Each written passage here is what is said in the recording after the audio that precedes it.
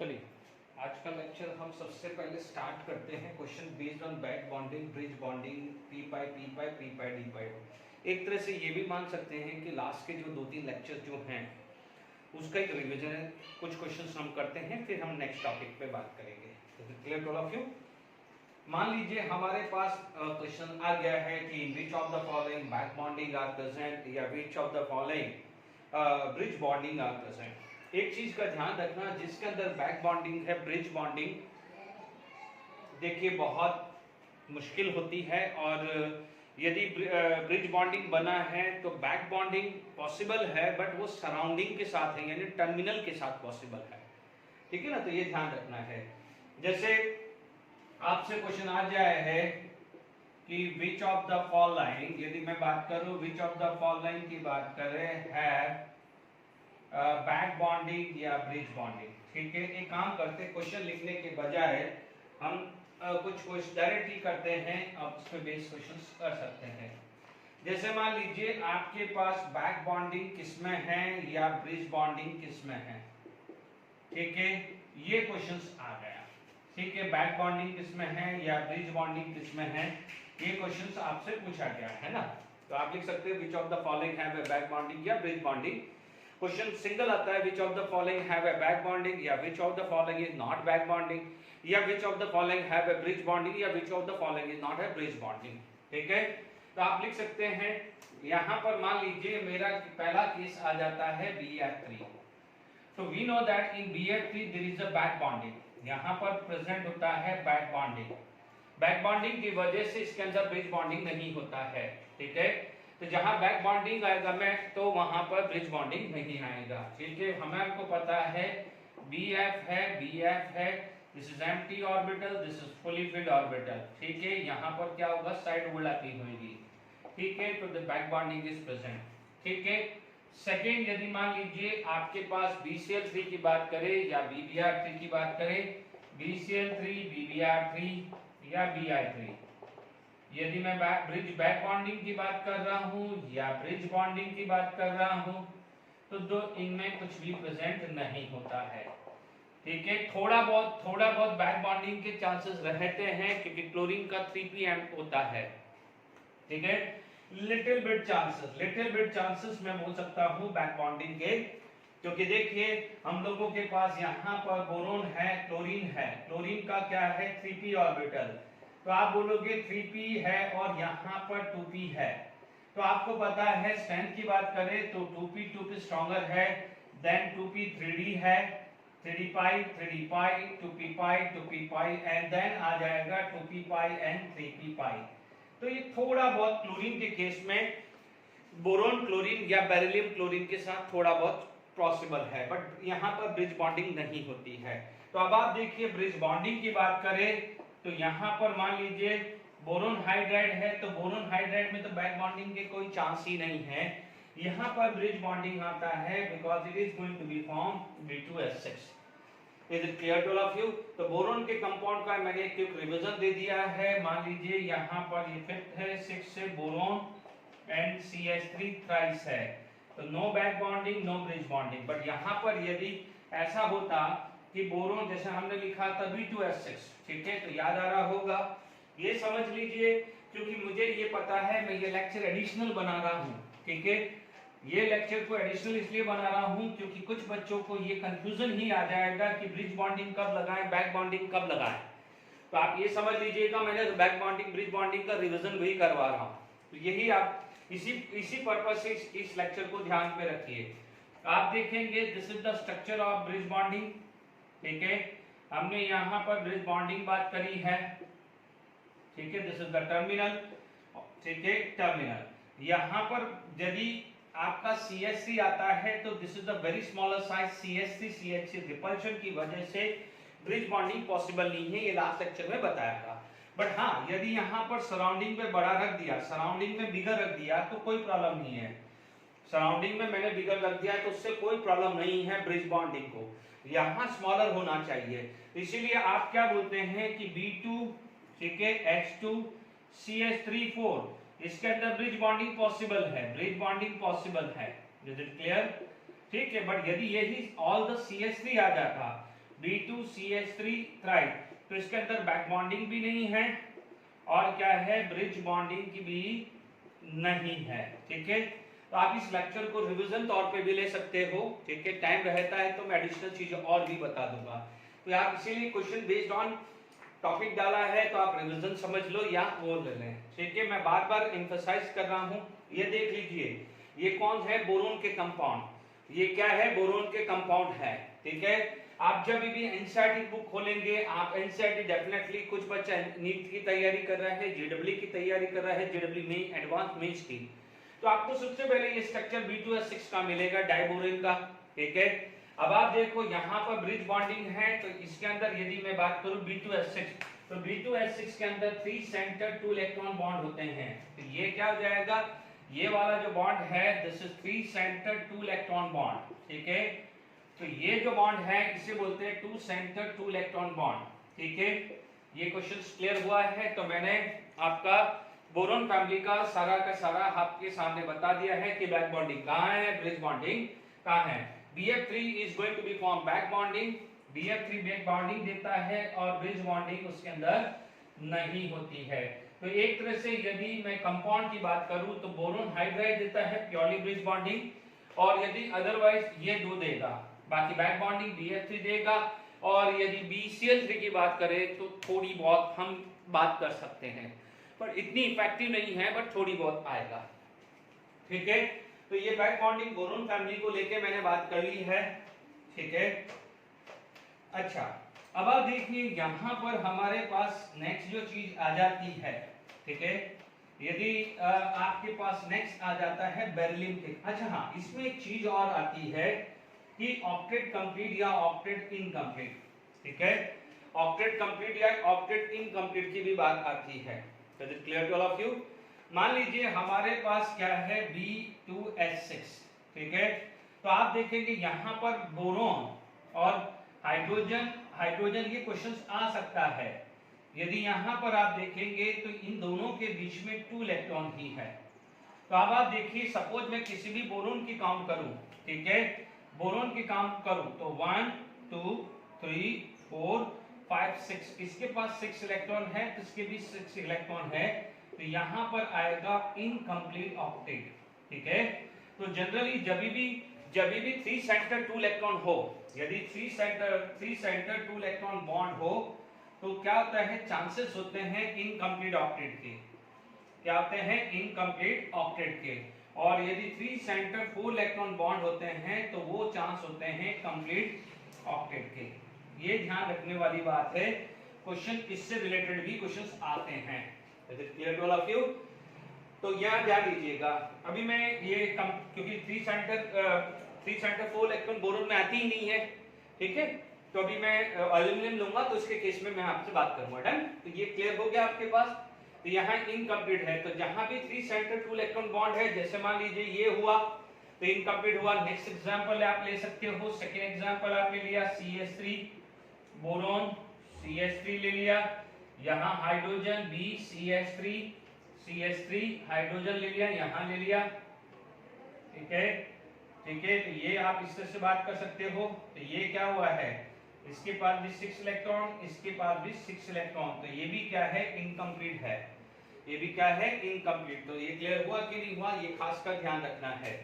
ठीक है, तो आपके पास मैंने बोरोन फैमिली के बारे में बात करी, तो आप इससे पहले मैंने ये जितने एग्जाम्पल बताया है, ठीक है, क्वेश्चन आपने लिखा है, तो पहला पार्ट उसमें हेडिंग डालते हैं कंपाउंड ऑफ बोरोन, यानी कंपाउंड ऑफ बोरोन में किसमें बैक बॉन्डिंग है, किसमें ब्रिज बॉन्डिंग है, वो मैंने एक्सप्लेन कर दिया है। इनकम्प्लीट ऑक्टेट पूछे तो भी क्लियर हो गया है। Is it clear to all of you? अब आप देखिए, इसके बाद बोरोन के बाद मैं बात करता हूं कंपाउंड ऑफ एल्यूमिनियम की बात करूं, कंपाउंड ऑफ एल्यूमिनियम की बात करूं। ठीक है, कंपाउंड ऑफ एल्यूमिनियम में 2 टाइप के बॉन्ड थे। ठीक है, कंपाउंड ऑफ एल्यूमिनियम में आपके पास 2 टाइप के थे, 3 सेंटर 2 इलेक्ट्रॉन बॉन्ड भी था, और इसके अंदर 3 सेंटर 4 इलेक्ट्रॉन बॉन्ड भी था। ठीक है, अब आप देखो, बहुत इंटरेस्टिंग चीज आने वाली है। जैसे मान लीजिए एल्यूमिनियम है, यहाँ हाइड्राइड है, एल्यूमिनियम हाइड्राइड हुआ है, तो ये हाइड्राइड हुआ, ये हाइड्राइड, ये एल्यूमिनियम, ठीक है, यहाँ हाइड्राइड, ठीक है। ये 3 सेंटर 2 इलेक्ट्रॉन टाइप का है। इसमें यहाँ पर बिकॉज इसकी बिगर साइज है, तो आप भी जानते हैं कि यदि ये बिगर है, आप एक लॉजिकली सोच लीजिए, ये बिगर है, मान लीजिए ये बिगर है, तो ये डिस्टेंस आपके पास क्या होगी, दूर होगी। बट मान लीजिए यहाँ पर ये स्मॉलर है, सपोज ये स्मॉलर है, तो ये और पास आएगा, ठीक है। तो पास आएगा तो क्या हुआ, गैप कम होगा, इसलिए रिपल्शन क्या हो जाएगा, ज्यादा होगा। इसलिए बड़ा ग्रुप यदि सराउंडिंग आता है लाइक BCl3, मान लीजिए आप बोलते हो कि BCl3 के अंदर बैक बॉन्डिंग नहीं थी, तो क्यों डायमराइजेशन नहीं हुआ, BBr3 में क्यों नहीं हुआ, Bi3 में क्यों नहीं हुआ, यानी ब्रिज बॉन्डिंग क्यों नहीं बनी, उसका रीजन था बोरोन की स्मॉलर साइज थी, इसलिए ये बिगर ग्रुप पास आ गए। तो व्हाट हैपेंस, क्राउडिंग हुआ, स्टेरिक क्राउडिंग हुआ है। क्या हुआ है, स्टेरिक क्राउडिंग। स्टेरिक का मतलब होता है इलेक्ट्रॉन की क्राउडिंग हुई, उससे क्या हो गया है, रिपल्शन बढ़ा है, तो प्रॉब्लम आई है। जबकि यहाँ एल्यूमिनियम है तो कोई टेंशन नहीं है, क्योंकि एल्यूमिनियम बिगर साइज है, तो यहाँ पर गैप जो है वो बड़ा है, तो रिपल्शन कम हुआ है, तो ब्रिज बॉन्डिंग के जो चांसेस है वो क्या हुए हैं, बढ़ गए हैं। यहाँ पर गैप रिपल्शन हुआ है, तो ब्रिज बॉन्डिंग के जो चांसेस है वो क्या हुए हैं, कम हुए हैं। Is it clear? क्योंकि जितना बड़ा ग्रुप होगा उतने उसके पास इलेक्ट्रॉन होंगे। आप देखिए क्लोरीन के अंदर ब्रोमीन, आयोडीन, यानी जितने बड़े ग्रुप होंगे उनमें इलेक्ट्रॉन ज्यादा होंगे। यदि लाइक चार्ज पार्ट्स आएगा तो व्हाट हैपन, रिपल्शन होगा ना, लाइक चार्ज पास आएगा तो रिपल्शन, और क्या हो जाएगा, लाइक चार्ज दूर रहेगा तो क्या है, रिपल्शन लेस होगा। तो दिस इज द रीजन, ठीक है। अब आप देखिए यहाँ पर हमारे पास बात करें, ठीक है, हमारे पास यदि ये चीज बात करते हैं, ठीक है, तो आपके पास यहाँ पर क्लियर हुआ है कि इलेक्ट्रॉन यहाँ पर हाउ मेनी इलेक्ट्रॉन, 1 2 3, देखो एल्यूमिनियम में यहाँ पर आप देख लीजिए, आपको वापस बता रहा हूँ, 1 2 3 4 5 6 इलेक्ट्रॉन, तो ये क्या हुआ है, इनकम्प्लीट ऑक्टेट। क्या हुआ है, इनकम्प्लीट ऑक्टेट। और यहाँ पर कोई भी एम्प्टी ऑर्बिटल नहीं है, तो ब्रिज बॉन्डिंग के चांसेस भी नहीं है। Aluminium Cl coordinate bond, Cl coordinate bond, Cl is it clear? अब आप देखो ये है बच्चों, अब आप देखो इसके नीचे मैं एग्जांपल लिखूंगा, मैं दोनों के एक एग्जांपल ले रहा हूं, ठीक है। अब आप देखिए यहाँ पर आप देखेंगे तो दिस इज 1 2 3 4 5 6, और ये भी तो कोऑर्डिनेट बॉन्ड भी तो है, तो हाउ मेनी इलेक्ट्रॉन, इसके पास 8 इलेक्ट्रॉन आ गया है, तो यहाँ पर कंप्लीट ऑक्टेट हुआ है, ठीक है। अब आप देखो एल्यूमिनियम के पास P भर गया है, P क्या हुआ है, भर गया है। तो अब आप देखो एल्यूमिनियम के पास Mt3d है, एल्यूमिनियम के पास क्या है, Mt3d है, ठीक है। इसके बाद क्या है, डायमर के बाद aluminium have a Mt3d orbital, क्योंकि देखिए यहां तक sp3 हाइब्रिडाइजेशन आ गया है, here the hybridization is sp3, AlCl3 का इनिशियल sp2 था, इसका क्या जाएगा, AlS3 का इनिशियल क्या था, sp2 था, बट जैसे डायमराइजेशन हुआ है तो sp3 हुआ। तो सिमिलरली BH3 का हाइब्रिडाइजेशन sp2 था, बट जैसे डाइमर B2S6 बना तो sp3 हुआ। अब आप देखो AlCl3 can form the polymer also because of presence of A 3d orbital, ठीक है। तो ये भी ध्यान रखना है। तो अब आप देखेंगे यहाँ पर आपको पता है जब भी कोऑर्डिनेट कोवेलेंट बॉन्ड बनता है तो एक मैक्सिमम जाता है 6, ठीक है। ये आप 12th स्टैंडर्ड में पढ़ोगे, इतना समझ लीजिए कि कोऑर्डिनेशन नंबर मैक्सिमम जाता है 6, इसलिए यहाँ पर हाइब्रिडाइजेशन sp3d2 जाता है। कोऑर्डिनेशन नंबर 6 का मतलब क्या है, जहां पर कोऑर्डिनेट बॉन्ड आ रहा है, कोवेलेंट बॉन्ड की नहीं बात कर रहा हूं, क्योंकि आप बोलोगे सर IF7 में तो आपने sp3d3 बोला था, वहां पर कोवेलेंट बॉन्ड था, मैं यहां पर बोल रहा हूं कोऑर्डिनेट बॉन्ड। तो सराउंडिंग कोऑर्डिनेट बॉन्ड होता है उसे कोऑर्डिनेशन नंबर बोलते हैं, सराउंडिंग कोवेलेंट बॉन्ड होता है उसे कोवेलेंसी बोला जाता है। यदि एक भी बच्चों एक भी समझ लीजिए, एक coordinate bond, 2 coordinate bond, 3 coordinate bond, at least एक भी कोऑर्डिनेट बॉन्ड आएगा वो कोऑर्डिनेट कंपाउंड कहलाएगा, और प्योरली कोवेलेंट बॉन्ड होंगे तो वो कोवेलेंट कंपाउंड होगा। जैसे ये क्या हुआ है AlCl3, ये क्या हो जाएगा आपका कोवेलेंट बॉन्ड कैटेगरी में आएगा, जबकि ये क्या हो जाएगा because of at least one coordinate bond, तो ये कुछ कोऑर्डिनेट बॉन्ड में भी बोल सकते हैं। अब आप देखो जब पॉलीमर की बात आती है तो पॉलीमर में क्या जाएगा, देखो यहां पर कितने हैं 1 2 3 4 है, कितना मैक्सिमम जा सकता है 6 तक जा सकता है। इसलिए पॉलीमर ऑफ AlCl3, यानी आप ध्यान रखना है AlCl3 का जो पॉलीमर होता है उसका हाइब्रिडाइजेशन sp3d2 होता है और उसका कोऑर्डिनेशन नंबर क्या है मैक्सिमम 6 होता है, यानी इस तरह की बॉन्डिंग आती है। ठीक है, वो स्ट्रक्चर आप देख सकते हैं, यानी एक इस तरह की उसके अंदर आती है, क्योंकि यहाँ पर एम्प्टी ऑर्बिटल है तो इसका dx² y² and dz² electron को एक्सेप्ट करेगा, and this is going to be form sigma dt bond, यानी सिग्मा कोऑर्डिनेट बॉन्ड बनाएगा। ये ध्यान रखना है, जब आप बोरोन फैमिली पढ़ोगे या एल्यूमिनियम फैमिली पढ़ोगे वहां पर ये वापस चीज रिपीट होगी, तो ये चीज का खास ध्यान रखना है। पॉलीमर ऑफ AlCl3 का भी मैंने एक्सप्लेन कर दिया है, इस टाइप की ज्योमेट्री, क्योंकि कॉम्प्लिकेटेड ज्योमेट्री होती है, तो ये चीज का ध्यान रखना है। ठीक है, तो अभी पॉलीमर से वापस से थोड़ा पीछे ले लेता हूं। ठीक है, पॉलीमर से वापस से थोड़ा पीछे ले लेता हूं, तो ये चीज तो क्लियर होगी। कंप्लीट ऑक्टेट और इनकम्प्लीट ऑक्टेट sp3 हाइब्रिडाइजेशन में तो कोई प्रॉब्लम नहीं है।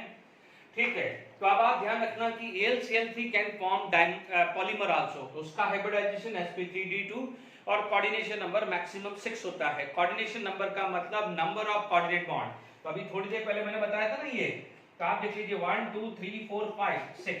अब आप बोलोगे ये तो कोवेलेंट बॉन्ड है, बट जब भी एक मिनिमम कोऑर्डिनेट बॉन्ड आ जाएगा तो वहां पर टोटल को आप कोऑर्डिनेशन नंबर बोलेंगे। ठीक है ना, ध्यान रखना। प्योरली कोवेलेंट बॉन्ड है तो आप उसको कोवेलेंसी बोलोगे, गलती मत करना। तो कितना मैक्सिमम जाएगा 6, इसलिए 1 2 3 4 5 6 आया है, और 6 आएगा तो आप देख लीजिए sp3d2 हाइब्रिडाइजेशन आएगा, और आप डिटेल में कोऑर्डिनेशन कंपाउंड पढ़ोगे 12th स्टैंडर्ड में। Is it clear? तो यहां तक मैंने चीज समझा दी है। अब आप देखो इसके एग्जांपल है, ये बड़ा है तो बड़ा है तो इसके बगल में आप CH3 लगा सकते हो, तो नेक्स्ट एग्जांपल क्या हो जाएगा Al2CH3 6 हो जाएगा, या इसकी जगह आप इथाइल लगा सकते हो। क्या लगा सकते हो? इथाइल लगा सकते हो, इथाइल लगा सकते हो, यानी इथाइल में क्या हो जाएगा CH2CH3, यहाँ तो कार्बन ही आना है, यहाँ H H और ये CH3 आना है, ये कार्बन आना है H H CH3, यहाँ CH2CH3। तो बच्चों बॉन्ड भले, मेरी बात सुनो, यहाँ मिथाइल हो या इथाइल हो या फिनाइल हो, बॉन्ड तो यहाँ पर कार्बन बनाएगा ना, और कार्बन के अंदर एब्सेंस ऑफ 2d ऑर्बिटल होता है। ठीक है, तो कार्बन के पास जब एब्सेंस ऑफ 2d ऑर्बिटल होता है तो कार्बन के तो ऑलरेडी चारों के चारों बॉन्डेड होते हैं, तो उसके पास लोन पेयर के तो कोई चांस है ही नहीं है। Is it clear?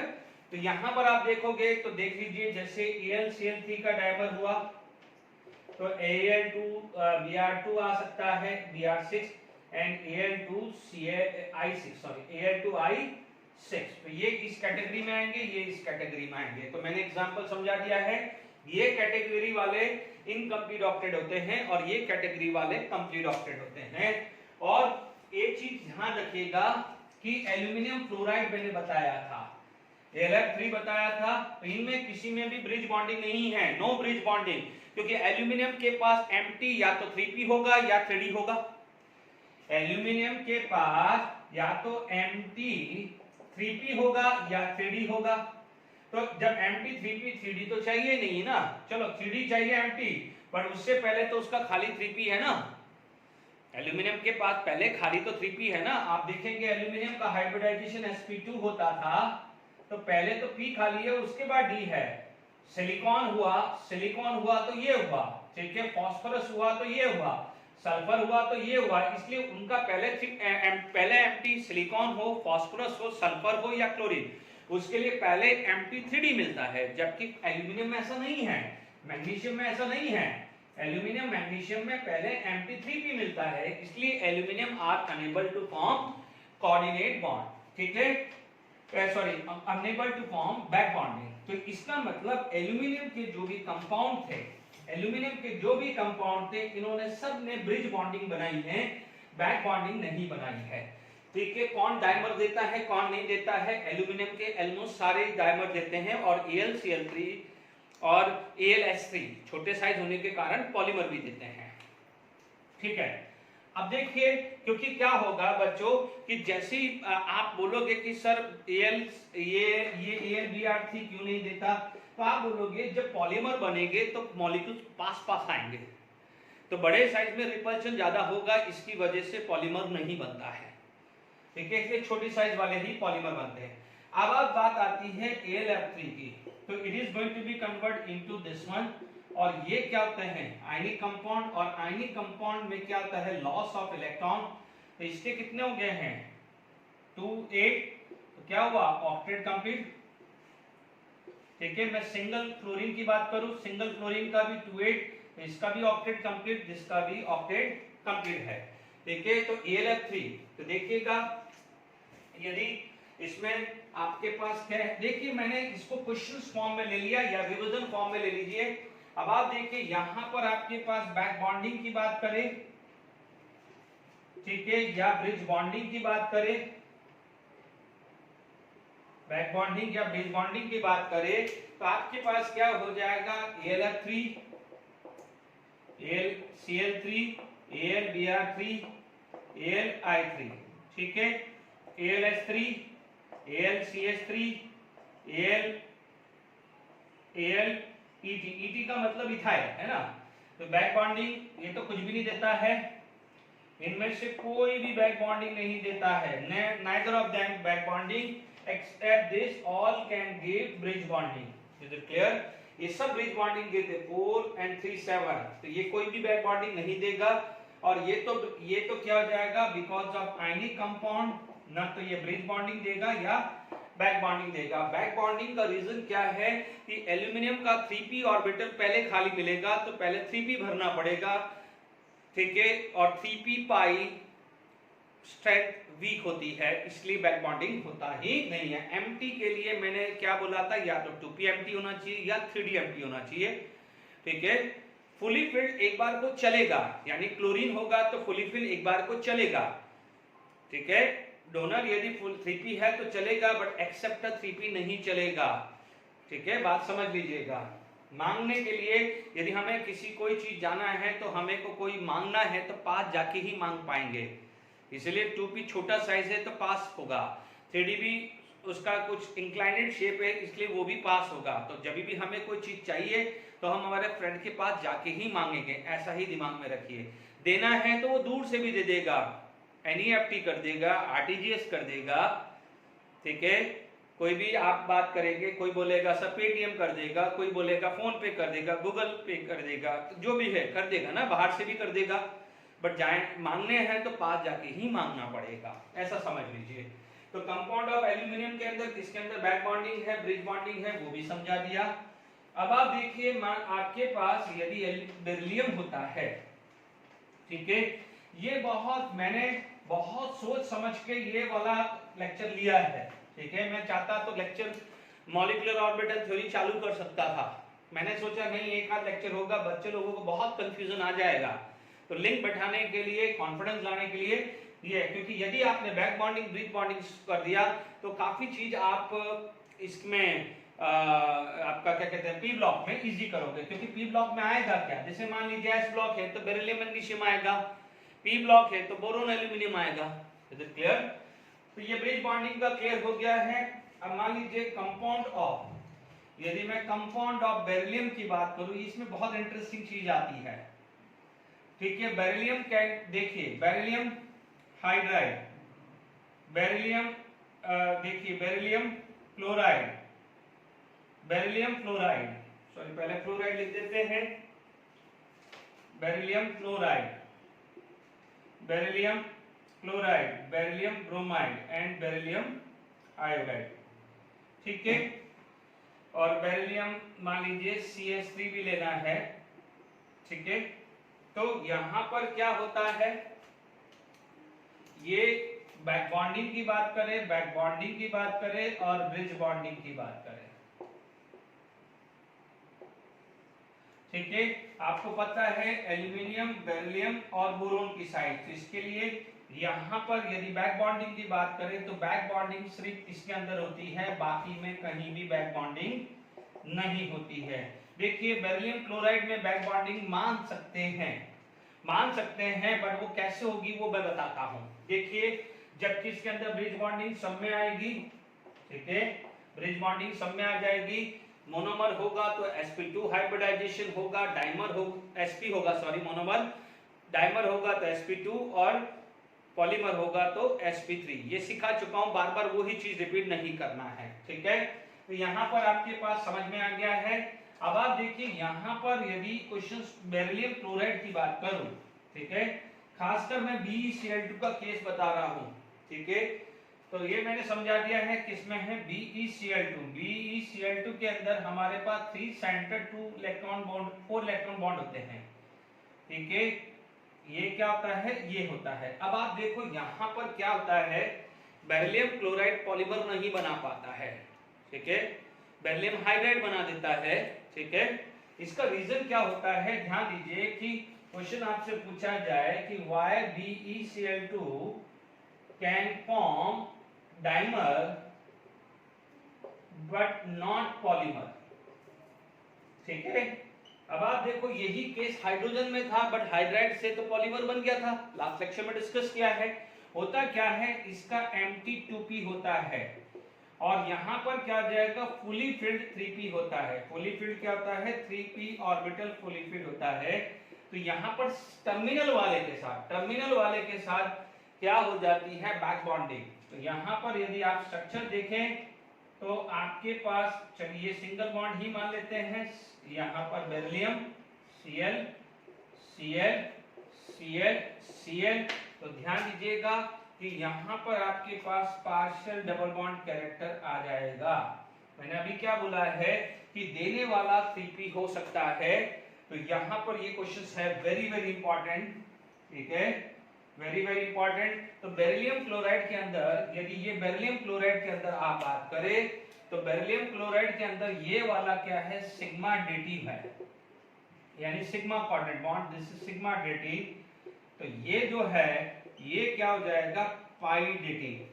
सिर्फ ये इसमें ही आता है और किसी में नहीं आता, ये बहुत एक्सक्लूसिव केस है, ठीक है।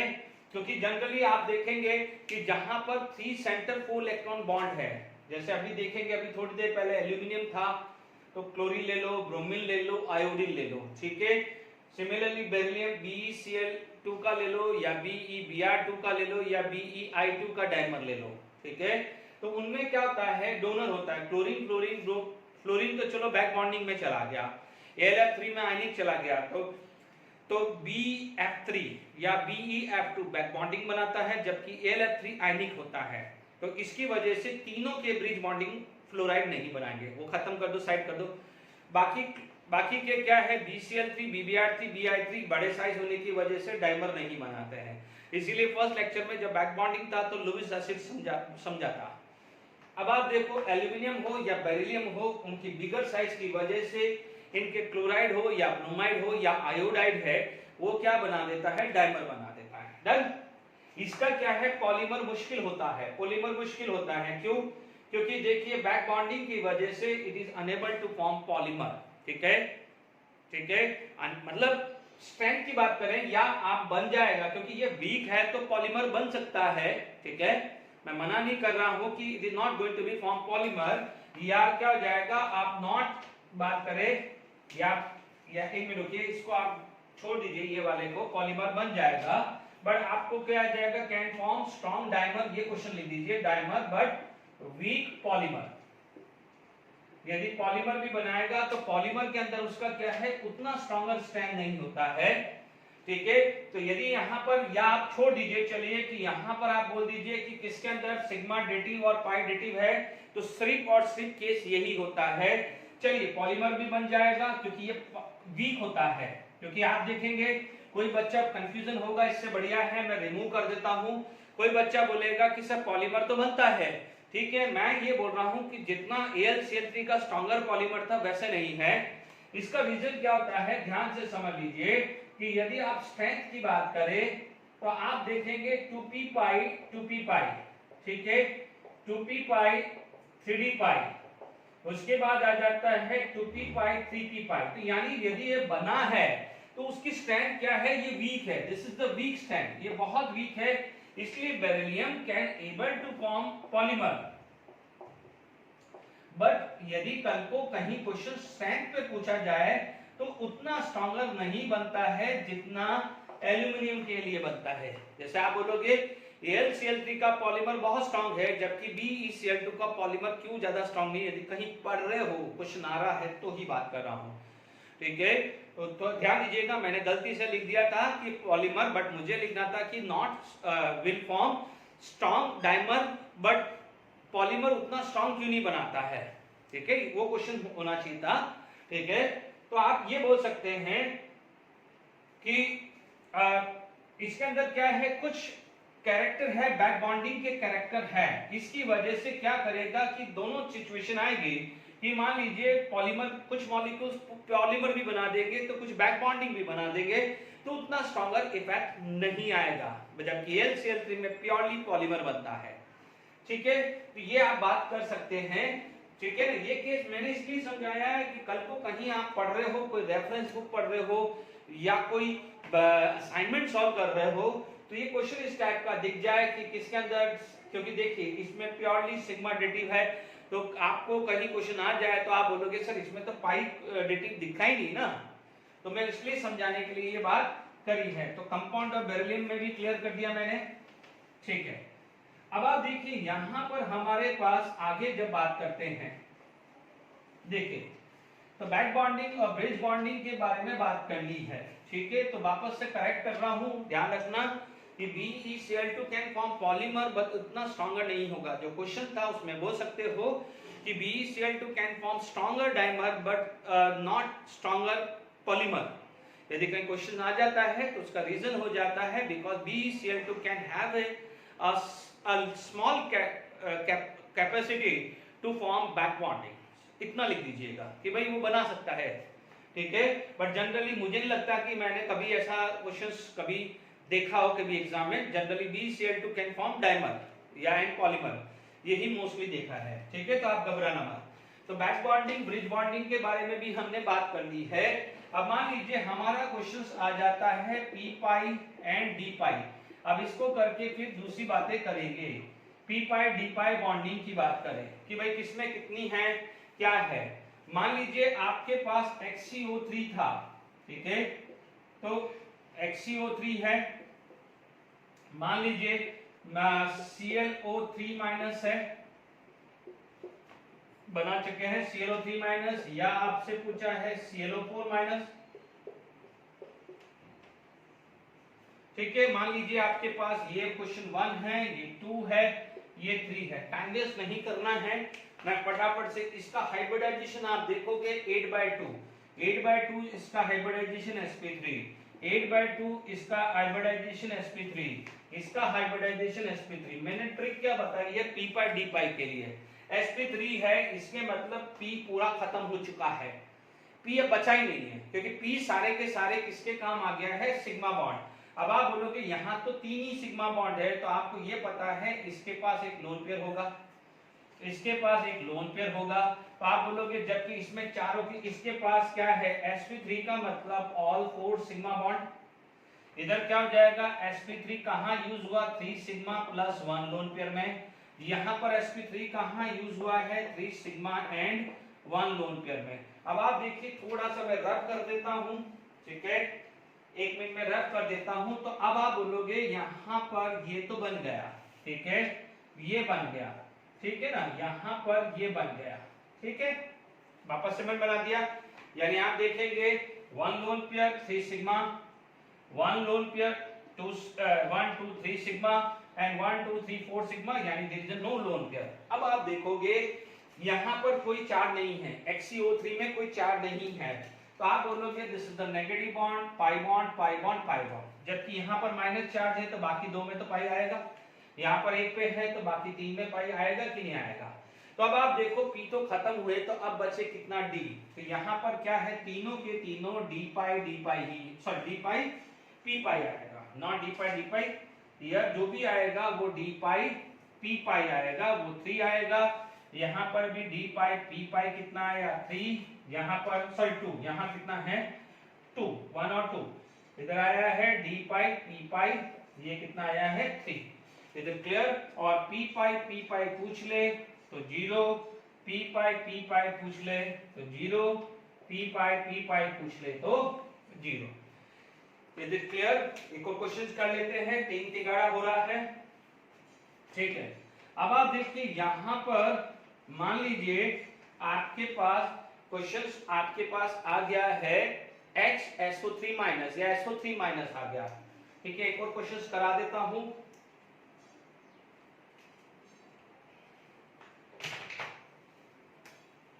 मान लीजिए SO3 2 माइनस आ गया, डन, ठीक है।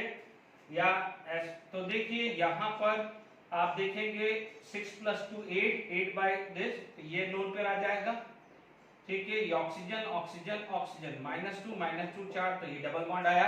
हाइब्रिडाइजेशन कितना है sp3, एक ही पाई बॉन्ड है, तो ये कौन सा होगा डी पाई पी पाई, ठीक है। मान लीजिए आपके पास SCO3 माइनस का पूछ ले, तो देखिए कितना है 4, कैसे बनाते हैं 4 + 1 + 1 6, तो ये कितना हुआ 1 2 3, कितने ऑक्सीजन है 3 ऑक्सीजन बना दिया, कुछ भी नहीं बचा लोन पेयर। यदि यहाँ पर आप कंफ्यूज हो रहे हो, कोई बच्चा बोलेगा कि सर हमारे को इसका हमें कैसे पता चला शेप, तो 6 + 2 आपको 4 sp3 हाइब्रिडाइजेशन आ गया, तो 1 2 3 4, कितने ऑक्सीजन है 1 2 3, छूट रहा है तो इसका मतलब लोन पेयर है, चेक कर लो। -2 है तो ये कर लीजिए, ये पाई बॉन्ड है, तो this pi bond is d pi p pi, क्योंकि ऑक्सीजन का तो पाई आया। अब आप देखो 4 मोनोवेलेंट एंड एनाइल चार्ज 6/2, ये आ रहा है sp2, तो 3 कर दिया। मैंने क्या कहा है, जब भी हाइड्रोजन है सराउंडिंग बना दो, एक नेगेटिव चार्ज है तो बना दिया, इसका मतलब यहाँ पर एक पाई बॉन्ड आएगा, तो वो आएगा पी पाई। अब आप बोलोगे सर पी पाई क्यों लिखा, क्योंकि अभी एक पी बाकी है, sp2 है तो पी बाकी है, sp3 है तो कोई पी बाकी नहीं था। जब sp3 था तो सारे डी ही हुआ, तो इसलिए डी पाई पी पाई, क्योंकि सराउंडिंग ऑक्सीजन है तो ऑक्सीजन का तो पी आने वाला है, पर यहाँ पर sp2 है तो इसका एक पी बाकी है, कार्बन का पी बाकी है, तो इसलिए ये बॉन्ड क्या हो जाएगा P pi. Is it clear. तो कैसे निकालते हैं पी पाई डी पाई, तो ये मैंने कर दिया। तो ये अभी तक जो मैंने आपको समझाया है, तो आप ये समझ लीजिए, इसका रिवीजन समझ लीजिए या क्वेश्चन बेस्ड ऑन दिस समझ लीजिए, तो आप आई होप अब आपको बैक बॉन्डिंग ब्रिज बॉन्डिंग में क्लियर होगी। वापस से रिकॉल करा दीजिएगा ये सारा का सारा, एक बार नोट्स बराबर से बना के चलिए, फिर वापस से पी ब्लॉक एस ब्लॉक पे जब जाओगे तो ये क्वेश्चंस देखने को मिलेंगे, ठीक है, ठीक है, ध्यान रखिएगा। आप आगे बढ़ते हैं, रब कर देते हैं। देखिए अब structure of oxide and oxo acid, यानी oxy acid of non metal भी बोलते हैं। देखिए मैं आपको क्लियर कर देता हूँ, nitrogen 11th standard, nitrogen phosphorus sulphur ये सब 12th स्टैंडर्ड में काम आएगा, और कार्बन के जो ऑक्साइड है वो आएगा 11th में काम, ठीक है। कार्बन है तो उसी की तरह क्या हो जाएगा सिलिकॉन आ जाता है, ठीक है। यदि आप देखेंगे फिर भी हमने स्ट्रक्चर पढ़ा है बच्चों, नो डाउट ये स्ट्रक्चर आपका बेसिस है, क्योंकि ये जो भी स्ट्रक्चर है भले आप पी ब्लॉक 12th स्टैंडर्ड में पढ़ोगे, बट उसका बेसिस यहाँ पर है, ठीक है। तो जब भी कभी भी स्ट्रक्चर जब हम पी ब्लॉक पढ़ेंगे तो फटाफट से रिवीजन ये करेंगे, मैं वहां पर भी समझाऊंगा, बेफिक्र रहिए। बट यहाँ पर यदि आप कोई रिलेवेंट को, क्योंकि रीजन क्या है कि why I am taking this right now, but suppose आप कोई एक्स्ट्रा रेफरेंस बुक कर रहे हैं और वहां पर क्वेश्चन आ जाएगा in which of the following P P bond are there, या in which of the following P O P bond are there, और आप मैंने यहाँ पर लेक्चर में नहीं लिया तो एक रॉन्ग सेंस जाएगा कि सर ने ये टॉपिक तो करवाया ही नहीं, ठीक है ना।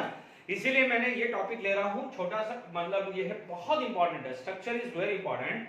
मान लीजिए सबसे पहले मान लीजिए मैं बात करता हूँ कार्बन, ठीक है। कार्बन के यदि मान लीजिए हम स्ट्रक्चर की बात करें तो मान लीजिए आपके पास जो जो स्ट्रक्चर आ गया है, मान कार्बन मोनोऑक्साइड, यदि मैं बात करूं कार्बन मोनोऑक्साइड, तो कार्बन मोनोऑक्साइड का जो स्ट्रक्चर आ जाता है this is C double bond O, this and this, this is the structure of carbon monoxide, carbon dioxide बच्चों जो पढ़ चुके हैं उसमें मैं ज्यादा टाइम वेस्ट नहीं कर रहा हूं। This is the structure of carbon dioxide, ठीक है। Bond angle is 180 degree, the shape is linear. हालांकि ये डायटोमिक है तो इसलिए इसकी कोई दिक्कत नहीं है। मान लीजिए इसके ऑक्सी एसिड की बात करें तो इसे बोला जाता है कार्बोनिक एसिड। यहाँ पर हाइब्रिडाइजेशन sp आता है। Carbonic acid is H2CO3, the hybridization is sp3। तरीका देखो, मैं जो तरीका बता रहा हूँ 99% तो यहाँ हो जाएगा, सॉरी sp3 नहीं sp2। तो आप देख लीजिए 1 2 3, ठीक है। अब आप देखिए ऑक्सीजन कितना है 1 2 3, ठीक है। मैं 99% रिएक्शंस बात कर रहा हूं, यहां पर ये काम आ जाएगा, ठीक है। यहां पर ये OH आएगा और OH आया तो ये डबल बॉन्ड आ गया, ठीक है। अभी थोड़ी देर पहले स्ट्रक्चर अपन ने पढ़ा था। Is it clear to all of you? इसे क्या बोलते हैं? यहां पर यदि पाई बॉन्ड पूछे तो आप बोलोगे ये पी पाई वाला है, ठीक है।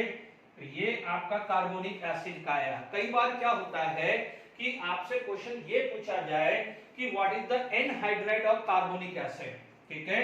यानी फोर्थ केस पूछ ले कि what is the anhydride. Anhydride का मतलब क्या होता है बच्चों, ध्यान से सुनिएगा, ठीक है। कि मान लीजिए ये जैसे मान लीजिए आपका फोर्थ आ गया है एनहाइड्राइड ऑफ एसिड, ठीक है।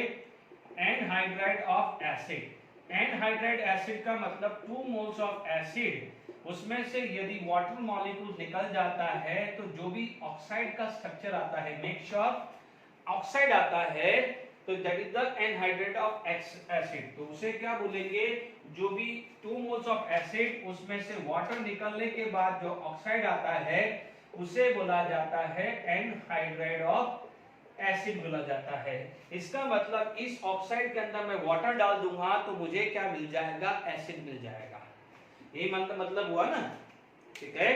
तो देख लीजिए, जैसे मान लीजिए आपके पास HOC डबल बॉन्ड OH, ठीक है। यदि यहां से वाटर निकल गया, ठीक है, तो this is going to be form CO2 plus water. हालांकि यहां पर 2 मोल चाहिए था बट यहाँ पर CO2 में नहीं मिलता है, तो फिर भी मान लीजिए कल को कहीं पूछ ले कि व्हाट इज द CO2, तो CO2 को बोल सकते हैं एनहाइड्राइड ऑफ कार्बोनिक एसिड, ठीक है। क्योंकि इसमें 2 मोल्स नहीं यूज होता है, ठीक है। मान लीजिए 2 मोल्स आपका यूज हो भी गया है तो दैट स्ट्रक्चर जो है वो डिकम्पोज हो जाएगा, ठीक है। पर ये जेन्युइन केस है, कल को आ भी जाए तो एनहाइड्राइड ऑफ कार्बोनिक एसिड बोल सकते हैं। यानी एसिड के अंदर से वाटर निकल गया तो जो ऑक्साइड फॉर्म होगा उसे एनहाइड्राइड बोलते हैं, ठीक है। तो ये तो बात आ गई है कार्बन की। सेकंड जो आ जाएगा नाइट्रोजन, बात कर लेते हैं, ठीक है। जो मेन है जो पूछे जाते हैं वो सारे करा रहा हूं, फिर भी कोई क्वेश्चन आएगा यू कैन आस्क। सेकंड जो आ जाएगा that is for the nitrogen, ठीक है। नाइट्रोजन आ गया है, ठीक है। तो मान लीजिए मैं ऑक्साइड ऑफ नाइट्रोजन जो ज्यादातर यूज होते हैं वही बता रहा हूं, सारे नहीं बता रहा हूं। या फिर भी देख लीजिए ऑक्साइड ऑफ नाइट्रोजन में मान लीजिए NO है तो दिस कैन बी स्ट्रक्चर, ठीक है। NO आ गया है, ठीक है। यहाँ पर ये क्या हो जाएगा, डोनर है तो ये प्लस आ जाएगा, this is the structure of NO, ठीक है। चलिए मैं मेन बता देता हूँ, अदरवाइज क्या है मुझे लुईस डायग्राम बनाना पड़ेगा, वो मैं बाद में जब ग्रुप होगा तब मैं ले लूंगा। या मान लीजिए N ट्रिपल बॉन्ड NO, ये क्या हो जाएगा माइनस, ये प्लस आ गया, this is the structure of N2O, ठीक है। अब मान लीजिए आपके पास NO2 है, ठीक है। तो NO2 का जो स्ट्रक्चर है, this is the structure of NO2। NO2 का आप ड्रॉ कर सकते हैं। बच्चों मैं रेजोनेंस नहीं बना रहा हूं, आप रेजोनेंस बनाना है तो बना सकते हो, ठीक है। क्योंकि इतना टाइम नहीं है, बहुत सारा स्ट्रक्चर आज के लेक्चर में मुझे सब खत्म करना है। N2O3 क्योंकि मैं नेक्स्ट लेक्चर में चाहता हूं मॉलिक्यूलर ऑर्बिटल थ्योरी, मैं चाहता तो अभी भी मॉलिक्यूलर ऑर्बिटल थ्योरी चालू कर देता, बट मैं फ्रेशली नेक्स्ट लेक्चर में से पूरा करूंगा क्योंकि molecular orbital theory minimum 2 lecture तो लेगा, ठीक है। N2O3 है तो this is the structure NON, ठीक है। Double bond O, double bond O आ गया, यानी यहाँ पर लोन पेयर आएगा, बैंड है ये but this is the structure है, ठीक है। अब आप देखिए मान लीजिए N2 O5 N2O4 है। N2O4 is actually the dimer, क्योंकि यहाँ पर एक इलेक्ट्रॉन आया है, तो N2O4 का जो स्ट्रक्चर आएगा वो ऐसा आएगा, N डबल बॉन्ड O, ठीक है, ये कोऑर्डिनेट बॉन्ड, ये coordinate bond, double bond O आ सकता है, या अपोजिट भी आ सकता है, या सेम साइड भी आ सकता है, जैसे एंटी सीन है ना वैसा भी बना सकते हो। मैं रेजोनेंस नहीं बना रहा हूं, मैं कोई भी एक डायग्राम बना रहा हूं, तो आप उसको रेजोनेंस बनाना है बना दीजिएगा, क्योंकि रेजोनेंस बनाने चला जाएगा तो बहुत टाइम चला जाएगा, ठीक है। आपको पता है रेजोनेंस बनाना है, जैसे सपोज इसका ही रेजोनेंस बनाना है, तो आप बोलोगे दोनों को सेम साइड ले सकते हैं। बच्चों रेजोनेंस के साथ हम पी ब्लॉक 12th स्टैंडर्ड में पढ़ेंगे। अभी जो मेरे को डायग्राम ही बनाना, स्ट्रक्चर बनाना है, मेरा कंसेप्ट, रेजोनेंस स्ट्रक्चर नहीं लिखा है मैंने। फिर भी आप देखें, जैसे आप बोलोगे कि कोई बनाना चाहते हैं, कि कोई जिद्दी है कि नहीं सर बनाओ, कोई बात नहीं, तो आप ले लीजिए। क्या होगा कि जैसे ये अपोजिट हुआ तो ये अपोजिट कर दो, सेम साइड कर दो, रेजोनेंस। दूसरा इसका रेजोनेंस बनाना है तो ये कर दो, क्या दिक्कत है, ठीक है ना। इसको जो कोऑर्डिनेट बॉन्ड बना रहा हूं ना, ये बच्चों ये कोऑर्डिनेट बॉन्ड बना देते हैं ना। तो यदि आप देखेंगे मैंने स्ट्रक्चर ये ऐसा लिख दिया है, तो बट ये मतलब है कोऑर्डिनेट बॉन्ड, मान लीजिए इसको माइनस प्लस। सिमिलरली ये भी क्या होगा, कोऑर्डिनेट बॉन्ड, ये माइनस प्लस तो माइनस प्लस, डोनर को क्या मिलता है, प्लस माइनस। मैंने सिंपल बना दिया तो आपको आसान हो गया, ठीक है। तो ये N2O3 भी बन गया है आपका, दिस भी हो गया है। अब N2O5 बनाना है। अब आप देखो N2O5 है, यानी फिर N2O5 है, तो बीच में ऑक्सीजन लगा दो, क्या लगा दो, बीच में ऑक्सीजन लगा दो। Is it clear to all of you? तो these are the structure of oxide of nitrogen. मान लीजिए इसी तरह से 5 स्ट्रक्चर मैंने बना दिए हैं, और मान लीजिए आपके पास स्ट्रक्चर ये चाहिए, NO का भी आप बना सकते हो। मान लीजिए NO का है तो it would be like this, ठीक है। आप देख लीजिए यहाँ पर 1 2 3 4 5 6, इसमें एक डोनर इसमें है और इसमें ये डोनर है, ठीक है। तो यहाँ पर क्या हुआ, ये बच जाएगा, तो इसके 1 2 3 यूज हुए, यानी this is the structure of NO, यानी 6 स्ट्रक्चर। तो यहाँ पर ये डोनर है, इसका 2 लोन पेयर है, तो वो यूज हुआ है, ठीक है। अब आप देखो ये 2 है, यानी नाइट्रोजन के 5 में से ये 2 यूज हो गए हैं, ठीक है। इसमें से ऑक्सीजन का 1 यूज हुआ है, तो 1 2 3 4 5 ही रहेंगे, 6 नहीं रहेगा, क्योंकि 1 तो यूज हुआ है ना बच्चों, ठीक है। इसमें क्या हुआ है 1 2 3, तो इसका 1 लेने आएगा, ठीक है। देख लीजिए मैंने क्या बनाया है, पहले 2 डबल बॉन्ड बनाया, सिंगल बॉन्ड बनाया, तो इसके कितने में 1 2 3 4 5 बच गए, इसके 1 2 3 4 बच गए, इसके 1 2 3 4 और 1 2 3 हुआ। अब इसने डोनेट कर दिया तो ये बन गया है, इसमें ये डोनेट कर दिया है तो ये बन गया है। Is it clear? तो अब आप देखिए मैंने फिर भी ना करते करते रेजोनेंस भी बना दिया और स्ट्रक्चर भी बना दिया, है ना। ये आपका वापस से 12th में रिपीट होगा, ठीक है। मान लीजिए आपका आता है ऑक्सी एसिड ऑफ नाइट्रोजन या ऑक्सो एसिड ऑफ नाइट्रोजन।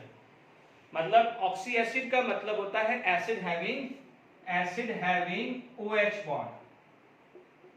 जहां भी OH बॉन्ड है तो आपके मोस्टली ये आते हैं HNO3, जिसको बोलते हैं नाइट्रिक एसिड। देखो एक बड़ा होता है, इसमें +5 ऑक्सीडेशन स्टेट आएगी, और HNO2 आया तो ये है नाइट्रस, इसमें आएगी +3। चेक कर लीजिएगा। फिर भी नहीं याद आ रहा है तो मैंने चैप्टर नंबर 3 में ऑक्सीडेशन नंबर निकालना सिखाया था, फिर भी नहीं आ रहा है तो रिडॉक्स पे वेट करिए, ठीक है।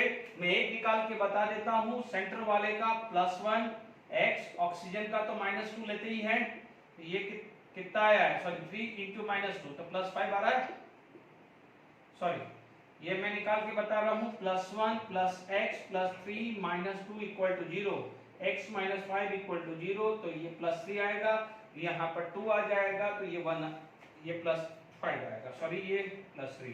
तो ये मैंने 3 में भी है, नहीं भी याद है तो रिडॉक्स तक भी वेट करिए, ठीक है, क्योंकि फिर चीजें चली जाएगी।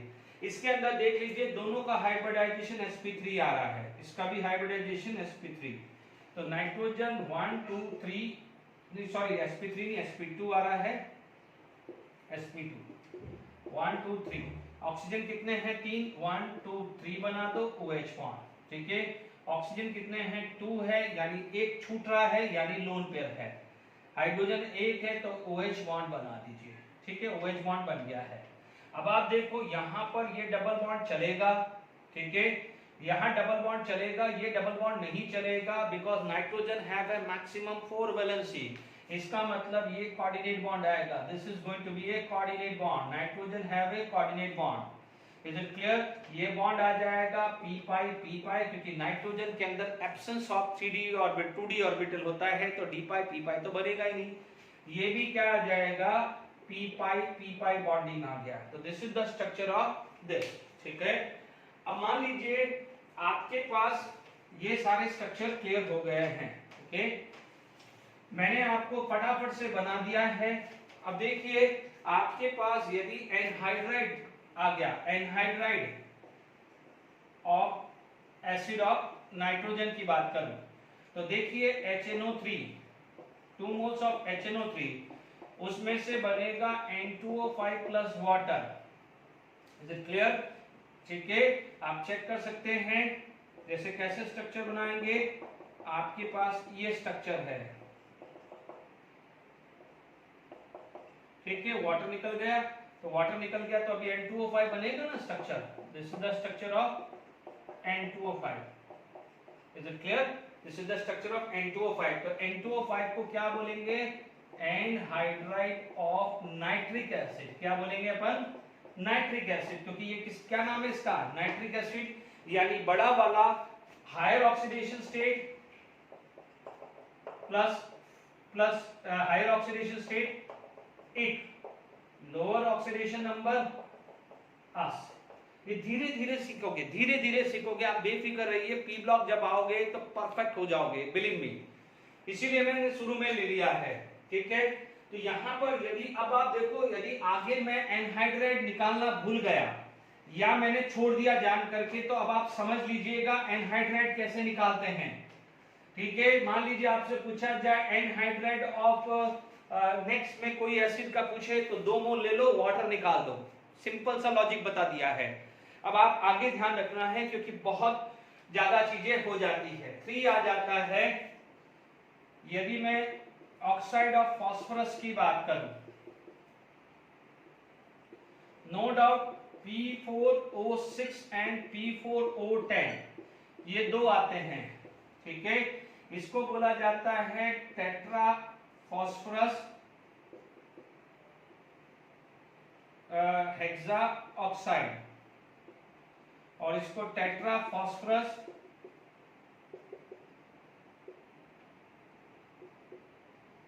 है ना, मतलब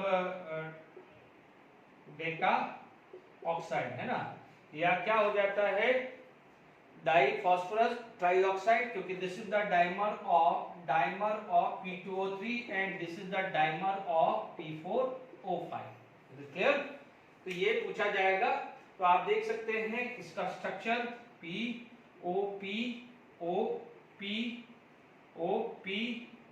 ये याद रखना पड़ेगा, ठीक है। आप बेफिक्र रहिए, ये double bond O, double bond O, double bond O, double bond O, तो 1 2 3, ठीक है। एक में कितना हो गया है? 1 2 3 4 5 6 7 8 आ रहा है, तो इसमें 1 2 में नहीं आएगा, ठीक है ना। 2 में क्या होगा बच्चों? ये 2 मैंने बना दिया है, 2 में क्या होगा? क्योंकि देखिए सबका हाइब्रिडाइजेशन sp3 है, ठीक है, सबका हाइब्रिडाइजेशन sp3 है, ठीक है ना। तो यहाँ पर जो पॉइंट जो है ये हाइब्रिडाइजेशन क्या आ गया है? sp3 आया है, ठीक है। तो 1 2 3, तो यहाँ पर sp3 hybridisation, sp3 hybridisation, sp3 है, तो जब sp3 हो गया है तो ये d पाई p पाई, ये क्या है? d पाई p पाई। तो ये समझ लीजिएगा, मैं d पाई p पाई की भी प्रैक्टिस करा रहा हूँ ये टॉपिक से। अब आप देखो इसके अंदर क्या होगा?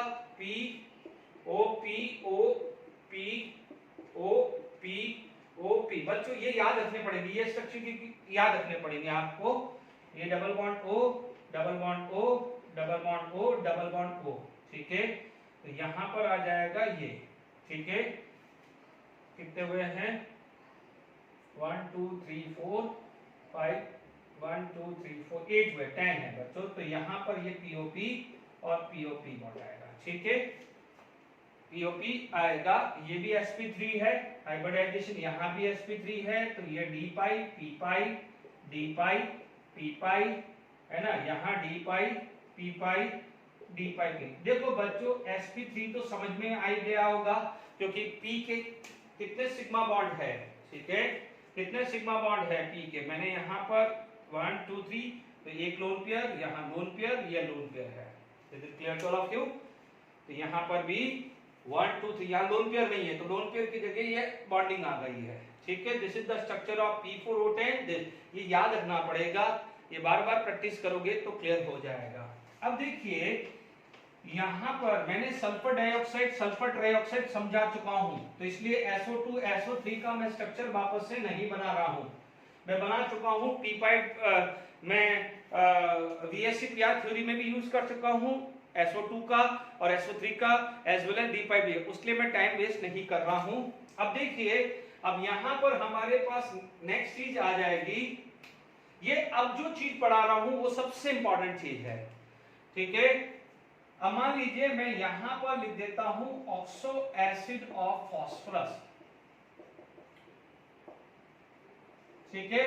आपके पास H3PO3 H3PO2 H3PO3 और H3PO4, ठीक है, ये पढ़ चुके हैं। इसको क्या बोलते हैं? Hypo phosphorous acid. इसको क्या बोलते हैं? आपको बोलेंगे ऑर्थो फॉस्फोरस एसिड। इसको क्या बोलेंगे?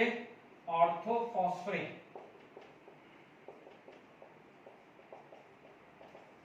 ठीक है, ये हाइपो, ठीक है।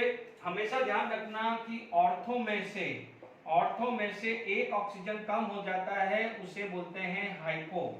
ध्यान रखना है कभी भी, इसमें से एक ऑक्सीजन कम हुआ है, देखो ये भी फास्फोरस एसिड, ये भी फास्फोरस एसिड है ना।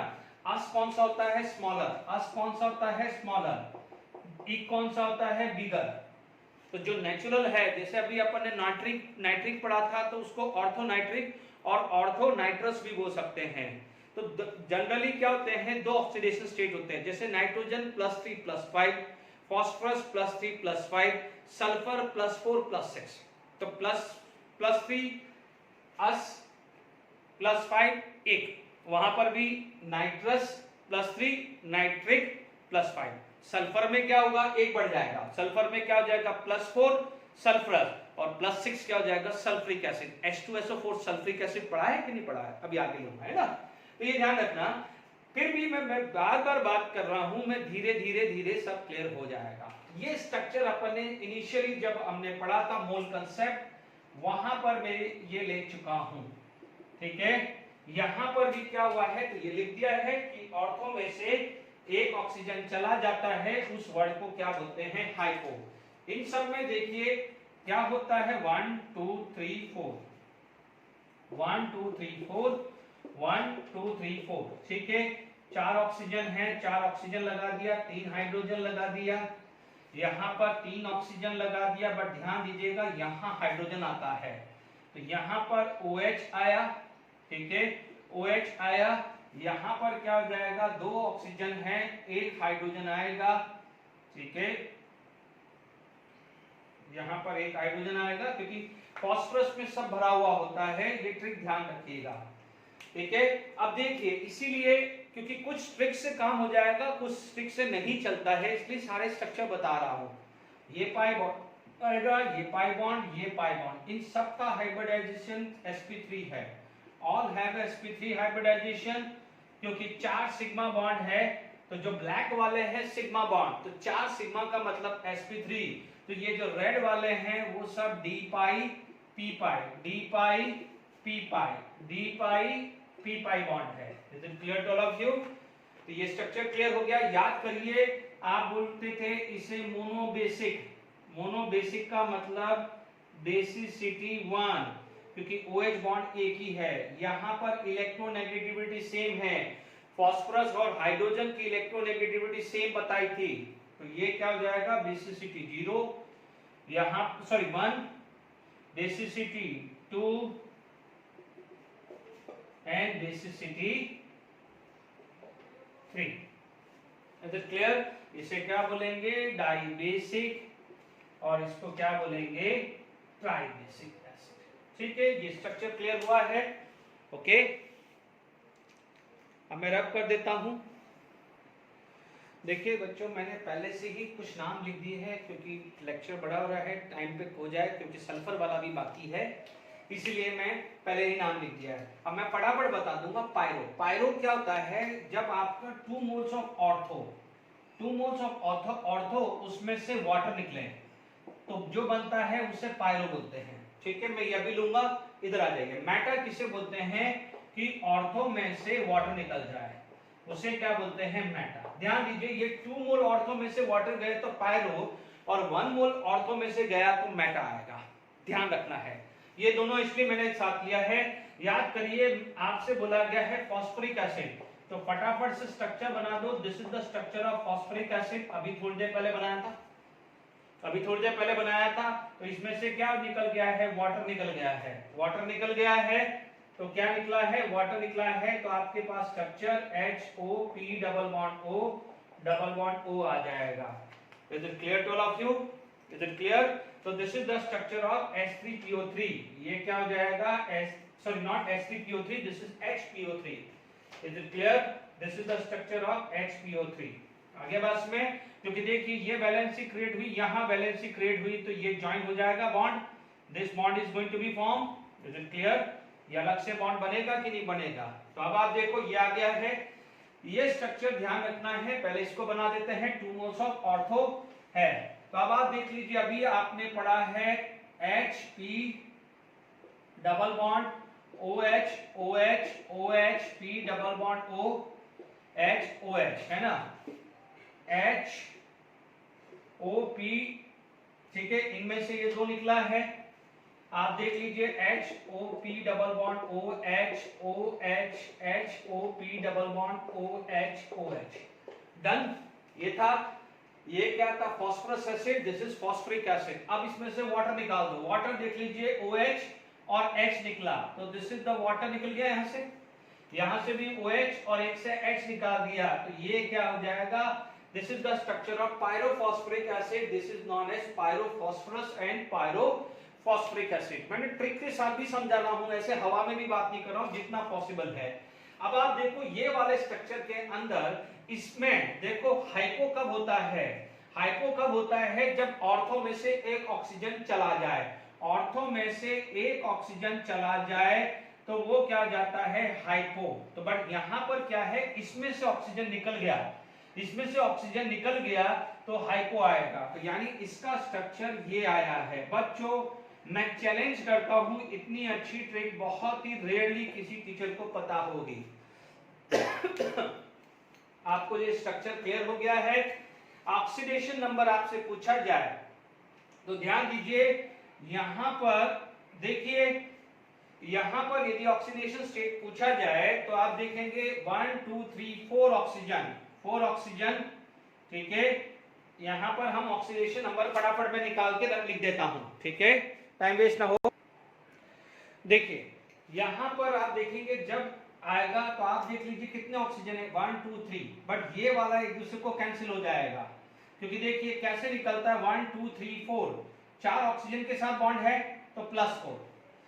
ठीक है, बट एक हाइड्रोजन के साथ है तो क्या हो जाएगा? -1 आएगा, क्योंकि मैंने आपको ट्रिक सिखा चुका हूं। तो हाइड्रोजन के साथ होगा, क्या हुआ? -1, तो टोटल कितना आ जाएगा? +3। यहां देखो कितना ऑक्सीजन है? 1 2 3 4 ऑक्सीजन है, 4 ऑक्सीजन है ना? देखिए 1 2 3 4, तो +4। ठीक है, फिर भी आप बेफिक्र रहिए, जब मैं रेडॉक्स पढ़ाऊंगा तो ये एग्जांपल्स भी लूंगा। यहां देखो कितना ऑक्सीजन है? 1 2 3 4 5, कितने ऑक्सीजन के साथ बॉन्डेड है? 5 के साथ। यहां पर 1 2 3 4 के साथ है तो +4, बट एक हाइड्रोजन के साथ है तो -1 हुआ है। Is it clear? यहां पर क्या है? दोनों PP है, तो दोनों बॉन्ड सेम है, तो जब सेम है तो no difference in electronegativity, no polarity, इसलिए आप क्या लिखोगे? 0। यहां पर फास्फोरस थोड़ा सा ज्यादा नेगेटिव होता है, हल्का सा, इसलिए ये वाले बॉन्ड के लिए, ये वाले बॉन्ड के लिए -1 +1। ये देखिए यहां पर आप स्ट्रक्चर ऐसा समझ लीजिए, ऐसा था, ये 1 2 तो +2, इसके लिए +1, इसके लिए +1, तो यहाँ पर हाइड्रोजन का +1 आएगा तो फास्फोरस का -1, नेट कितना आया? +3 आया। ऐसा केस समझाया था मैंने। यहाँ देख लीजिए 1 2 3 4 5 तो +5 है, क्योंकि पांचों की पांचों वैलेंसी ऑक्सीजन है, तो ऑक्सीजन इज मोर नेगेटिव, तो in that case phosphorus is positive. ये मैंने सिखाया है चैप्टर नंबर 3 में, कैसे ऑक्सीडेशन नंबर है। फिर भी आप जब रिडॉक्स करेंगे तो कहेंगे। टाइम है, मुझे है नेक्स्ट लेक्चर फटाफट से मैं बना देता हूं। देखिए H2SO3 मैं नाम लिख रहा हूं कि अपना टाइम बचता रहे फटाफट से, क्योंकि लेक्चर बड़ा हो रहा है, बट मैं आज कंप्लीट करना चाहता हूं। इसमें ऑक्सीडेशन स्टेट +4, यहाँ +6। हाइब्रिडाइजेशन देख लीजिए sp3 है, इसका sp3 है, 8 + 2/2। फटाफट से 1 2 3 4 और 1 2 3 4। ठीक है, आप ध्यान दीजिए, बड़ा वाला है तो इक है, स्मॉलर है तो अस। इसको ऑर्थो सल्फ्यूरिक भी बोल सकते हैं, ऑर्थो भी बोल सकते हैं, ऑर्थो सल्फ्रस, ऑर्थो सल्फ्रेट। कितने ऑक्सीजन है? 1 2 3, एक बच रहा है तो लोन पेयर, यहाँ पर 2 हाइड्रोजन आ गया, पाई बॉन्ड। Is it clear? यहाँ पर क्या होगा कि यहाँ पर 1 2 3 4 है, हाइड्रोजन है, डबल बॉन्ड आ गया है, क्योंकि sp3 है तो ये d पाई p पाई और ये भी d पाई p पाई, ये सब पढ़ा चुका हूं। यहाँ पर भी क्या है? d पाई p पाई। अब फटाफट से ट्रिक देख लीजिए, कितने ऑक्सीजन है surrounding? Oxygen is more negative. Bond count करो, 1 2 3 4, डबल बॉन्ड है तो 2 काउंट करना है, तो 1 2 3 4, तो ऑक्सीडेशन +4 आ गया है। कितना है? 6, तो ये +6 आ गया है। How to find out oxidation state? Because sulphur is more less negative. अब आप ध्यान दीजिए, इन दोनों को कंपेयर करते हैं, ये दोनों एक जैसा है। मैंने वापस से ये स्ट्रक्चर बना दिया है, बिल्कुल एग्जैक्टली ये स्ट्रक्चर बनाया है, बट फर्क क्या कर दिया है? इस ऑक्सीजन की जगह, एक मिनट ले लो, कोई भी एक ऑक्सीजन, ये या ये, इस ऑक्सीजन की जगह मैंने सल्फर ले लिया है। तो जो यहाँ पर ऑक्सीजन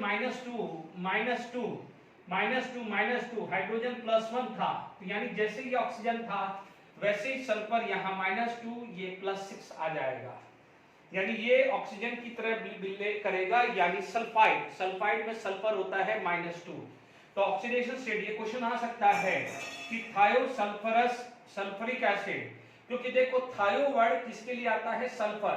देखिए सल्फ्यूरिक एसिड है, नेम पे भी गड़बड़ नहीं है, क्योंकि ऑक्सीजन को रिप्लेस करके सल्फर आया है, तो थायोसल्फर। जैसे मैं आपको एक बात बताऊं, ROH, RSH, ROR, RSR, organic में पढ़ोगे, इसे अल्कोहल बोलते हैं, तो इसको क्या बोलेंगे? थायो अल्कोहल।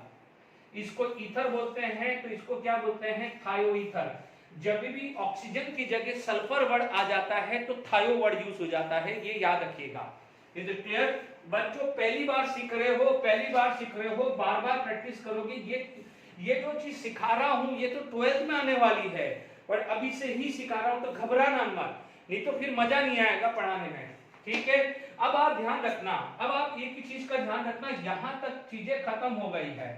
ठीक है, मैं अभी यहाँ पर एक को रिप्लेस करूंगा, इसलिए ये स्ट्रक्चर वर्क नहीं कर रहा हूं। यहाँ पर जब भी सल्फर 2 है तो हमेशा SS बॉन्ड आएगा। ठीक है, यदि सल्फर 3 या 4 आ जाए, if the sulphur is 3 and 4, तो मेक श्योर यहाँ पर जब भी आ जाएगा, if it is more than this, तो यहाँ पर आएगा, वो मैं अभी नोट कराऊंगा। तो ध्यान रखना है, 2 सल्फर है तो SS बॉन्ड आएगा। ठीक है, तो अब आप देखिए 1 by 1 चलते रहिए। ठीक है, अब आप देखिए यहाँ पर आपके पास जहां जहां है, मैं अपना बता रहा हूं, ये SS 1 2 3 4 5 ये आया, यहाँ पर SS हुआ 1 2 3 4 ये आया। ठीक है, अब आप देखिए कितने ऑक्सीजन है? 4 है, अलग बराबर डिवाइड कर दो, 1 2 3 4, कहीं भी लिख दो, मैं यहाँ लिख दिया। यहाँ पर 6 है तो 1 2 3 4 5 6 है। हाइड्रोजन 2 है तो यहाँ OH कर दीजिए, यानी यहाँ लोन पेयर आ जाएगा, तो ये पाई बॉन्ड आ गया है, यहाँ पर पाई बॉन्ड आ गया है, OH है। Is it clear to all of you? तो यहाँ पर आपके पास क्या आ जाएगा? डबल बॉन्ड और डबल बॉन्ड आ गया है। Is it clear? अब आप देख लीजिए, ये तो SS बॉन्ड है, छोड़ दो। ऑक्सीजन कितने हैं? 1 2 3, तो +3, 1 2 3 +3। यहाँ पर कितना है? 1 2 3 4 5 +5, 1 2 3 4 5 +5। देख लीजिए, ऑक्सीडेशन स्टेट कैसे निकाल रहा है लोन पेयर का, तो कोई लिखने वाला नहीं है। ये तो क्लियर। अब आप देखिए यहां पर मैं इन्हीं में रिप्लेस करने जा रहा हूं। अब आप देखिए यहां पर आपका स्ट्रक्चर, जैसे मान लीजिए मेरा यही स्ट्रक्चर था, अब मैं यहां पर फिफ्थ का मैं 6 बना रहा हूं, 6 ये आ जाएगा H2SO5। ये आपका एनसीईआरटी में जब रिडॉक्स पढ़ोगे तो ये भी आएगा। इसे बोलते हैं कैरो एसिड, है ना, कॉमन नेम है, बट यहां पर इसका नाम आ जाएगा पर ऑक्सी मोनोसल्फरिक एसिड। मोनो का मतलब एक। देखिए आपने अभी स्ट्रक्चर पढ़ा था HOS डबल बॉन्ड OH, ये पढ़ा था ना। अब क्या होगा कि एक बॉन्ड हट गया, इसमें यहां पर क्या हो जाएगा, एक OH आ जाएगा। इस बॉन्ड को बोलते हैं पर ऑक्सी बॉन्ड। जैसे अपन ने हाइड्रोजन पर ऑक्साइड पढ़ा था ना, इसे क्या बोलते हैं, पर ऑक्सी बॉन्ड। ठीक है, तो इसीलिए यहां पर वर्ड आ गया है पर ऑक्सी फॉर दिस। और मोनो क्योंकि एक H2SO4 है, क्योंकि इसके बाद डाई वाला भी आने वाला है, तो इसका नाम क्या हो गया, पर ऑक्सी मोनोसल्फरिक एसिड। और आप देख लीजिए कितना ऑक्सीजन है, 1 2 3 4 5 6, भाई कितने बॉन्ड है इसके, 6 ही तो है, 1 2 3 4, तो इसका ऑक्सीडेशन नंबर कितना है, +6। इसका ऑक्सीडेशन स्टेट कितना है, +6। मैंने रिडॉक्स रिएक्शंस के मैंने आधा से ज्यादा चैप्टर तो रिडॉक्स रिएक्शंस मैंने खत्म ही कर दिया है, तो आप ये ध्यान रखिएगा। ठीक है, अब आप देखिए तो ये समझ में आ गया है कि इसका नाम पर ऑक्सी मोनोसल्फरिक एसिड क्यों बना है, क्योंकि इसके अंदर एक बॉन्ड OH हो गया है, इसीलिए पर ऑक्सी मोनोसल्फरिक एसिड आ गया है। Is it clear. अब आप देखिए यहां पर आपके पास, ठीक है, तो यहां पर ये केस आ गया है H2SO5। अब हमारे पास क्या होगा बच्चों, इधर ध्यान से समझ लीजिए कि हमारे पास एक अभी थोड़ी देर पहले मैंने आपको पायरो वर्ड यूज किया था। क्या यूज किया था बच्चों, पायरो। क्योंकि जब पायरो वर्ड कब आता है, जब टू ऑर्थो में से माइनस वाटर आता है तो वर्ड आता है पायरो। बट ये जब कब आता है, जब ठीक है, तो हमारे पास मान लीजिए H2H2O7 है, तो ध्यान दीजिए अभी थोड़ी देर पहले मैंने ये बनाया है, थोड़ी देर पहले ये बनाया था, ठीक है, बनाया था ना, अभी बनाया था ना, O6 का ये बनाया था मैंने। तो क्या हो जाएगा, मान लीजिए यहां पर जो भी नंबर है 1 2 3 5 6 7 आ गया है ना, 7 आ गया, तो एक ऑक्सीजन और बढ़ेगा। तो अब आप देखो कहीं जगह नहीं है, तो जब जगह नहीं है तो बीच में आएगा। ठीक है, तो ध्यान दीजिएगा यहां पर एक SOS बॉन्ड आ गया है। क्वेश्चन आ जाएगा विच of the following does not have SS bond. तो इसके अंदर SS बॉन्ड नहीं है, इसके अंदर SOS बॉन्ड है। ठीक है, तो अब आप देखो यही आप देखेंगे तो ये स्ट्रक्चर बना कैसे है, आप देखेंगे this is the sulphuric acid, ये भी क्या हुआ है, सल्फ्यूरिक एसिड है, इसमें से वाटर निकल गया, माइनस H2O, तो क्या बनेगा, H2H2O7 आएगा कि नहीं आएगा। Is it the structure, is it that structure, देख लीजिए यही स्ट्रक्चर है। तो अभी अपन ने क्या बोलेगा, इसका नाम क्या था, सल्फ्यूरिक एसिड, तो इसका नाम क्या हो जाएगा, पायरोसल्फ्यूरिक एसिड, पायरोसल्फ्यूरिक एसिड। अब आप देखो एक और ऑक्सीजन बढ़ाऊं, एक और ऑक्सीजन बढ़ा, तो अब जगह तो यहां तो कहीं जगह है नहीं, क्योंकि सल्फर की 6 से तो ऊपर जा नहीं सकती। तो क्या हो जाएगा, जब ये बड़ा है तो ये बड़ा। अब इसका नाम क्या है बच्चों, इसका दूसरा नाम क्या है, इसका दूसरा नाम ये भी बोलते हैं डाई सल्फ्यूरिक एसिड।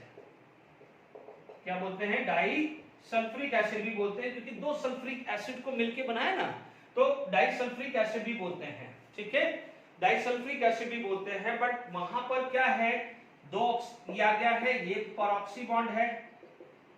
अभी थोड़ी देर पहले H2SO5 में था तो एक सल्फ्यूरिक एसिड था। अब आप देखो यहां पर दो सल्फ्यूरिक एसिड है ना, ये सल्फ्यूरिक एसिड है, ये भी सल्फ्यूरिक एसिड है, तो मैंने वहां पर मोनो यूज किया है, तो यहां पर यूज करूंगा डाइसल्फ्यूरिक एसिड। और है ना, दो सल्फ्यूरिक एसिड है ना, दो सल्फ्यूरिक एसिड से मिला तो वहां पर मोनो था, इसमें मोनो यूज किया, तो इसमें क्या करूंगा, डाई। क्या यूज करूंगा मैं, डाई। पॉइंट क्लियर हुआ। अब आप देखो यहां पर क्या हो जाएगा, सिर्फ लिखना है परऑक्सी, वहां यहां भी परऑक्सी, यहां भी परऑक्सी। ठीक है, वहां पर मोनोसल्फ्यूरिक एसिड, तो यहां पर क्या लिखा है डाइसल्फ्यूरिक एसिड, कुछ भी नहीं है। यानी अब आप देख लीजिए, यानी अब आप देखेंगे कि मेरे पास ये स्ट्रक्चर देखेंगे तो आपके पास देखेंगे तो प्लीज एक बार और वापस से यहां देख लेते हैं। मैंने यहाँ ऑक्सीडेशन स्टेट लिखा नहीं, दोनों में +6 से चेक कर लीजिए। आप देखेंगे मैंने ऑक्सीडेशन स्टेट नहीं लिखा है, तो पहले उसको कंफर्म कर लीजिए। How many OH bond?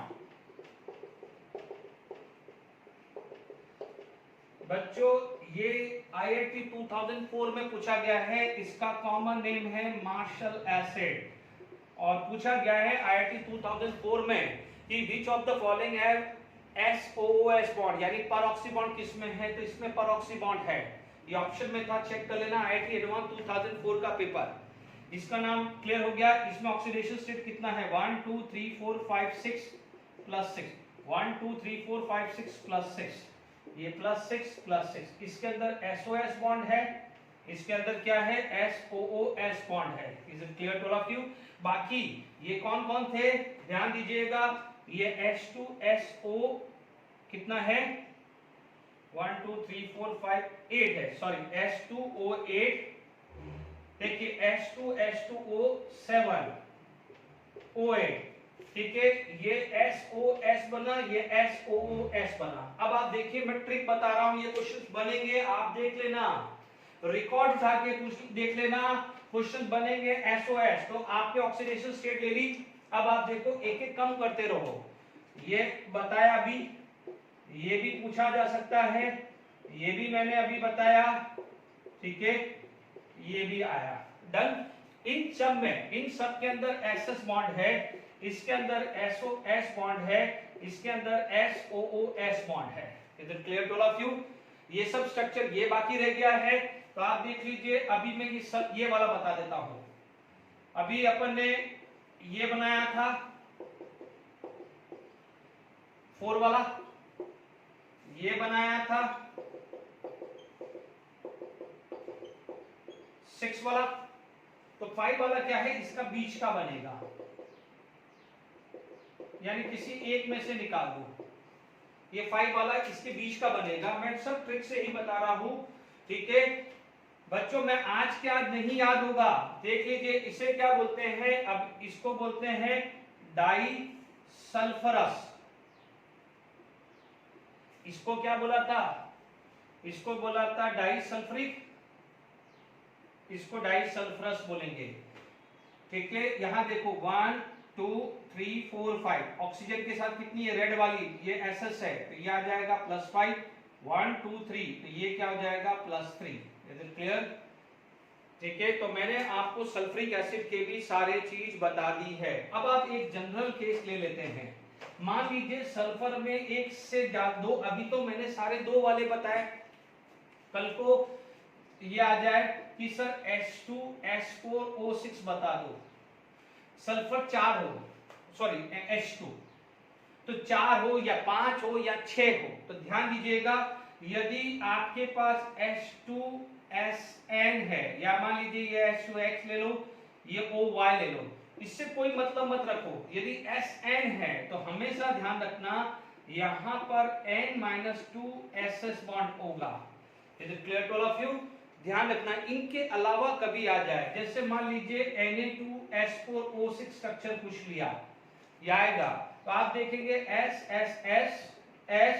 Double bond, ठीक है, यहां पर डबल बॉन्ड, ये आया, मान लीजिए ये H2 आ गया है ना, H2 आ गया, तो ये OH, ये OH हुआ, तो ये दोनों तो सेम है, ये भी सेम, ये भी सेम, तो इनका ऑक्सीडेशन नंबर 0।